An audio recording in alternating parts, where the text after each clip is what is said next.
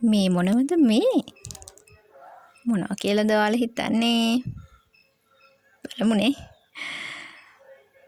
කොහමද ඔයාලට හැමෝම හොඳින් ඇති කියලා මම විශ්වාස කරනවා. දැන් නම් චුට්ටක් දවල් වෙලා මට ඉතින් තේ එකක් බොන්න හිතුණා. මං තේ එකකුත් හදාගෙන පොඩක් කල්පනා කරා මොනවද කන්නේ කියලා. කන්න දේකුත් තිබුණා නම් ගොඩක් හොඳයි කියලාත් හිතුණා. ඉතින් මම මෙන්න මේ රසම රස ස්වීට් ජාතිය හැදුවා. මේ මොනවාද? මොක්කොලු. මේ අපේ ඉන්දු අක්කා. ඒ කියන්නේ මගේ අයියාගේ නෝනා. එයා දෘශ්‍යාබාධිතයි. ඉතින් එයා තමයි මට පොල් ගා දෙන්නේ. හරිද? මේක හදන්නේ ඔයාලා දන්නවා ඇති. පාන් පිටි ටිකක් ඕන. හරිද? පාන් පිටි ටිකක් දැම්මා. තමන්ට ඇති ප්‍රමාණයට. ඒකට ලුණු චුට්ටකුත් දැම්මා. ඊට පස්සේ සීනි ටිකකුත් දැම්මා. සීනි නම් තමන්ට කැමති විදියට පැණ්ඩ සෝඩාවක් ඕන විදියට ටිකක් දාගන්න. හැබැයි මේක දිය වෙනකොට ටිකක් අර හැඩේ හදාගන්න අමාරුයි. හරිද? ඊට පස්සේ ඉතින් පොල් ටිකක් දැම්මා. පොල් තියනවා නම් රසයි. පොල් ටිකක් දාලා දැන් ඉතින් මික්ස් කරන්න තමයි තියෙන්නේ. මේමයි ඉතින් ඔන්න මට බනින්න එපා. මේ කමෙන්ට් කරන්න එපා. මේ මොකුත් අතේ දාලා නැහැ එම කියලා. මම ඉතින් මේක ගෙදරට කන්න හදන්නේ. මම අත හොඳට හොදලා තමයි තියෙන්නේ. ඉතින් මම මෙම අතින් ඇනුවා. හරිද? හොඳට මික්ස් කරගන්න. ඊට පස්සේ මෙන්න මේ වගේ නිකන් ඒක හය පැත්තකටම තියෙනවා. හරිද? තරුවක් වගේ. තරුවක්. ඔව් තරුවක් වගේ හදාගන්න.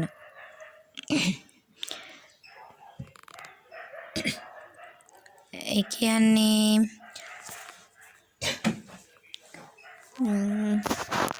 ඔන්න ඔය විදියට පොඩි බෝලයක් හදලා අරගෙන එන උලස් ටික 6කට විතර හදාගන්න තියෙන්නේ. පොඩි හැඩයක් ගන්න තියෙන ඉතින්. ලොකු දෙයක් නැහැ. මට ඉතින් මට ඉක්මනට හදාගන්න පුළුවන් කෑම එකක්. ඒ කියන්නේ ඉතින් චුට්ටි වෙලාවක් යනවා. ඒ වුණාට ලොකු අමුද්‍රව්‍ය අවශ්‍ය වෙන්නේ නැහනේ. මේ හිතුවා මේ හැදුවා. හරිද? ඉතින් මේ විදිහට තමයි මම ඉතින් තරු ටිකක් හදාගත්තේ. බලන්න මගේ තරු ටික ලස්සනයිද? හැඩයිද? අපිට දැන් තියෙන්නේ මොනා කරන්නද?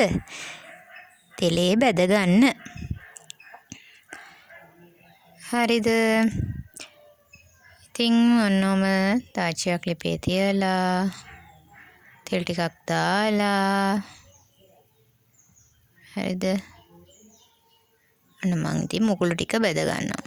ඒ අතරේ මම පුංචි දෙයක් කියන්නද? මට තව වැඩක් තියෙනවා ඉතින්. මොකද ඔයාලා දන්නවනේ මම පාපිසි මහනවා කියලා. හරිද? දැන් ඉතින් කපන්න තමයි යන්නේ. මොනවද දැන් කපන්නේ? යමුකෝ බලන්න මොනවද කපන්නේ කියලා. ඔය ඉන්නේ අපේ අම්මාට ඉතින් මම ටීවී එක දාලා දුන්න බලවලා ඉන්න. අපේ අම්මා බලනවා කතර කරන් ඉන්නේ මොකද කියලා. එයා ටිකක් හසනින්පෙන් ඉන්නේ.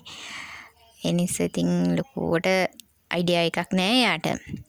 මම මේ ප්‍රෙදි ටිකක් ගෙනාවා ළමයි මේ ඒ කියන්නේ මේ මට කලර්ස් නැහැ තිබුණේ. ඇත්තටම කිව්වොත් ඩාර්ක් කලර්ස් තියෙනවා. මේ නමුත් අර මේ ලස්සනට පාපිසි මහන්න අපිට මේ ඕනනේ. හොඳ ලස්සන පාට නේද? තද රතු පාට තිබුණේ නැහැ එතන. ඇත්තටම හරිම හොඳයි.